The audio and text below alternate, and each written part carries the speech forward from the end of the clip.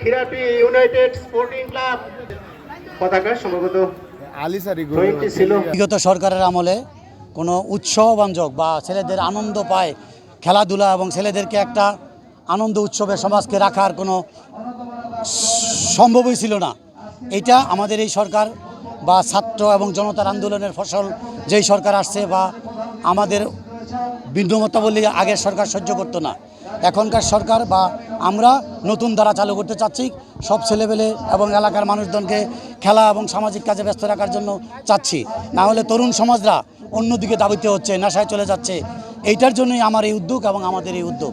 আজকে যে ফুটবল টুর্নামেন্টের আয়োজন করা হয়েছে, এটার মূল লক্ষ্যই হলো যে আপনারা জানেন যে এই সমাজটা এই মাদক আসক্ত হয়ে এবং সন্ত্রাসে ভরপুর লোকজন যেভাবে আপনার বিপথে চলে গিয়েছে, সেখান থেকে ফিরিয়ে আনার জন্য যুব সমাজকে, তরুণ সমাজকে আজকের এই খেলার আয়োজন করা হয়েছে। এবং আমি মনে করি এই খেলাটা একটা ইতিবাচক প্রভাব ফেলবে সমাজে এবং আমাদের সার্বিক সারা কাপাসী উপজেলায় এরকম আরও দেখবেন অনেক টুর্নামেন্ট হচ্ছে এবং ধীরে ধীরে যুব সমাজ, তরুণ সমাজ এদিকে আকৃষ্ট হয়ে যে মাদকের যে করাল গ্রাসে সেখান থেকে মুক্ত হয়ে ইনশাল্লাহ একটা স্বাভাবিক জীবনে ফেরত আসবে। দেখেন, আমরা বিগত ৫ তারিখে স্বৈরাচার পতন হয়েছে। স্বৈরাচার যেই যতদিন যাবৎ এই বাংলাদেশে জনগণের উপর চাপিয়ে বসেছিল, জনগণের স্বাধীনতা খর্ব করেছিল।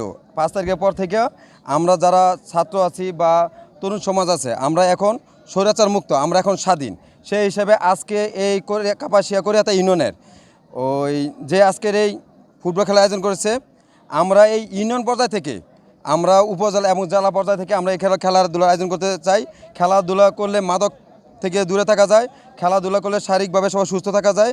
এবং যারা খেলাধুলা করবে এবং খেলাধুলা যারা আমাদেরকে দাওয়াত দিবে বা খেলাধুলা আয়োজন করবে, আমরা সর্বোচ্চ চেষ্টা করব তাদেরকে সহযোগিতা করার জন্য গাজীপুর জেলা ছাত্রদলের পক্ষ থেকে। উদ্দেশ্য হলো মাদক থেকে ছেলেদেরকে দূরে রাখার জন্য। এখন আমাদের সারা দেশ মাদকে চেয়ে গেছে। আমাদের এই খেলাধুলার মেন উদ্দেশ্য হলো আমাদের এই মাদক থেকে ছেলেদের দূরে রাখা যায়।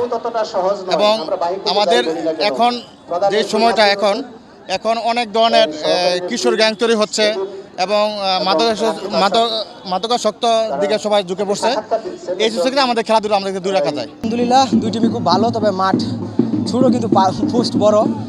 আলহামদুলিল্লাহ, যাই হোক, আশা করি পরে আর আমরা ফেরার চেষ্টা করবো ইনশাল্লাহ। তবে আশাবাদী, আলহামদুলিল্লাহ, দেশের সরকার দেখা যাক কোন দিকে যায়, তবে আশা করি সামনে ভালো কিছু হবে ফুটবলারদের জন্য। আলহামদুলিল্লাহ, অনেক বছর পরে আবার মেরুয়া দর্শক বিন্দু আনন্দ উপভোগ করতেছে এবং খেলাও উপভোগ করতেছে।